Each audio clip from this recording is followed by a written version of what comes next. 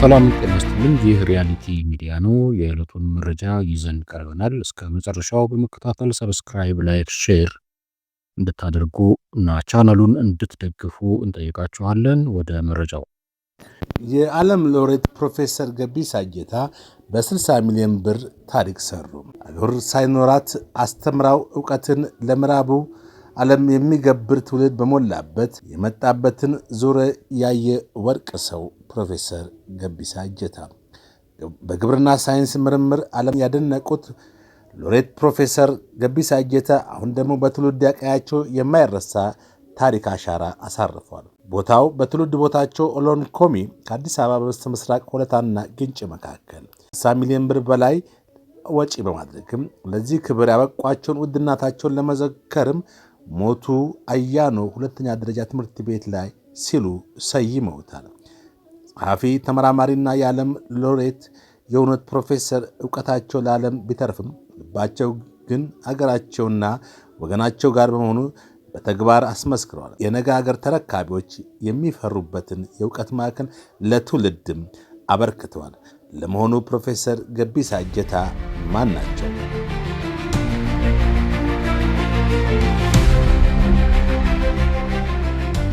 ከኦሎን ኮሚ እስከ ዓለም አቀፍ ዕውቅና አዳዲስ ተጽዕኖ ፈጣሪ ግኝቶችን ይዞ ብቅ በማለት የበርካቶችን አንገብጋቢ ችግር የፈቱና ብዙዎችን በስራዎቻቸው ያስገረሙ በርካታ ኢትዮጵያውያን አሉ። ከነዚህ ሊቃን መካከል የእርሻ ሊቅና ተመራማሪው ሎሬት ፕሮፌሰር ገቢሳ እጀታ አንዱ ናቸው። ሎሬት ፕሮፌሰር ገቢሳ እጀታ ከአዲስ አበባ በስተምዕራብ አቅጣጫ 62 ኪሎ ሜትር ርቀት በሆለታና ግንጭ ከተሞች መሃል ላይ በምትገኘው ኦሎን ኮሚ በምትባል መንደር በ1942 ዓ.ም ተወለዱ። በወቅቱ በትምህርታቸው የላቀ ውጤት በማምጣትም የሚታወቁት ፕሮፌሰር ገቢሳ እስከ 7ኛ ክፍል የተማሩት እዛው ኦሎን ኮሚ ሲሆን በአካባቢያቸው ዘመናዊ ትምህርት ባለመኖሩ ቤት ተከራይተው በክፍያ ከሚያስተምር ትምህርት ቤት ነበር የተማሩት። ቤተሰቦቻቸው በመለያየታቸው ምክንያትም ሙሉ ሙሉ ልጃቸውን የማሳደጉ ኃላፊነት የወደቀባቸው እናታቸው ወይዘሮ ሙሉ አያናው ምንም እንኳን ኑሯቸው ከእጅ ወደ አፍ ቢሆንም የልጃቸው የትምህርት ጉጉትና ከእኩዮችም እንዳይለይባቸው በማሰብ ጠላ እየሸጡ አስተምረዋቸዋል።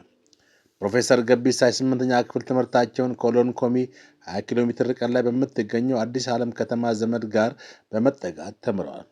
ቀለባቸውን በየሳምንቱ እየተመላለሱ ከእናታቸው ዘንድ በመውሰድም አጠናቀቁ።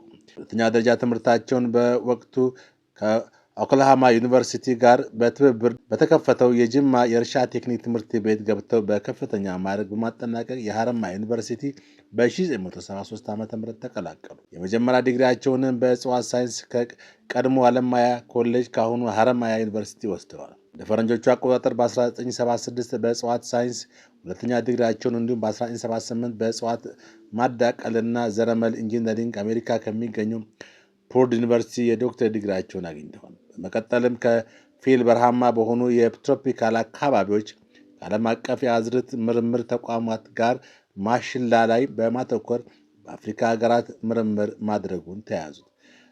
ለ5 ዓመታት ምርምሩን ካከናወኑ በኋላ ሀጂን ዶሮዋን የተባለ የሱዳንን በረሃ የሚቋቋም እና ውጤቱም በ150 በመቶ የላቀ ምርት የሚሰጠውን የተዳቀለ ማሽላን አገኙ።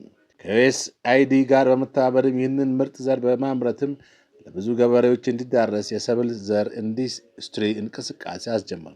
ተመራማሪው ፕሮፌሰር ገቢሳ በተጓዳኝም ሟርተኛው አረም ስትሪጋ ተብሎ የሚጠራውን የማሽላ ጠንቀኛ ጠላት ለማጥፋትም ወደ ፖርድ ዩኒቨርሲቲ በመመለስም ከተመራማሪ ጓደኛቸው ጋር በመሆን ጥናታቸውን ቀጠሉ።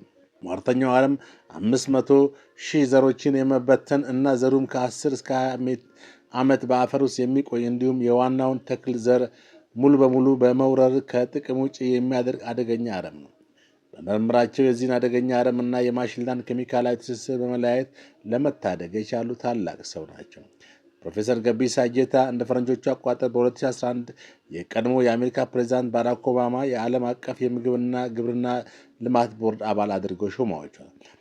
ፕሮፌሰር ገቢሳ በተለያየ ጊዜ በማሽላ ላይ ባገኙት አስደናቂ ምርምር የተለያዩ ድቅል የሆኑ የማሽላ ዘሮችን መፍጠር የቻሉ እንቁ ኢትዮጵያዊ ናቸው። የሚሰሩበትም ዘርፍ ከ17 በላይ ትላልቅ ሽልማቶችን ያገኙ ሲሆን የምግብና የእርሻ ድርጅት ፋኦ በ2009 የወርልድ ፉድ ፕራይዝ ተሸላሚ መሆናቸው ተጠቃሽ ነው። ፕሮፌሰር ገቢሳ በዚሁ ዘርፍ የተሸለመው ሁለተኛ አፍሪካዊ ናቸው። አፍሪካ ናሽናሊቲ ሳይንስ ሂሮ ሽልማት ከተሸለሙ አፍሪካዊ 7 ተመራማሪዎችም አንዱ መሆን ችለዋል።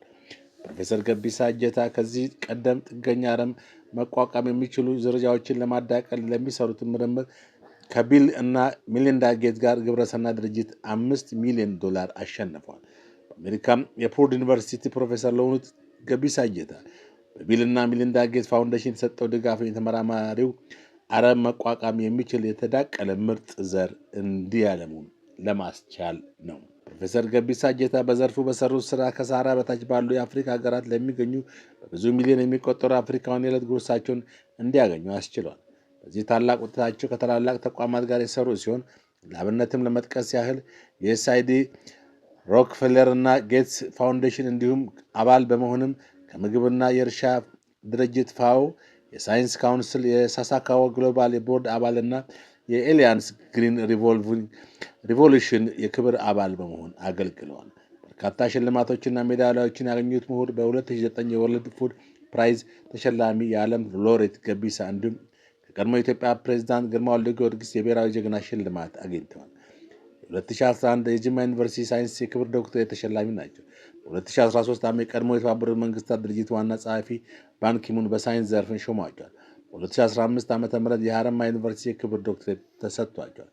ባለፈው ዓመት የቀድሞ የአሜሪካ ፕሬዝዳንት ጆ ባይደን 21 አሜሪካውያን በሳይንስ በቴክኖሎጂ እና ኢኖቬሽን ዘርፎች ብሔራዊ የክብር ሜዳሊያ በሸለሙበት ወቅት ከተሸለሙት መካከል ፕሮፌሰር ገቢሳ እጀታ አንዱ ነበሩ። የዓለም የምግብ ዋስትናን ለማረጋገጥ በሰሩት ስራም በዓለም መድረክ ከፍ ብለው የሀገራቸውን ስም ያስጠሩ ጸሐፊው፣ አርታኢ፣ መምህር፣ አማካሪና ተመራማሪ የዓለም ሎሬት ፕሮፌሰር ገቢሳ እጀታ ከ200 በላይ የጥናት ጽሑፎችን ለህትመት አብቅተዋል። ፕሮፌሰር ገቢሳ እጀታ በአሁኑ ወቅት በአሜሪካ ኢንዲያና በሚገኘው ፕሪዲዩ ዩኒቨርሲቲ ተመራማሪ ሲሆኑ በዩኒቨርሲቲው የዓለም አቀፍ ምግብ ዋስትና ክፍል ዋና ዳይሬክተር ናቸው።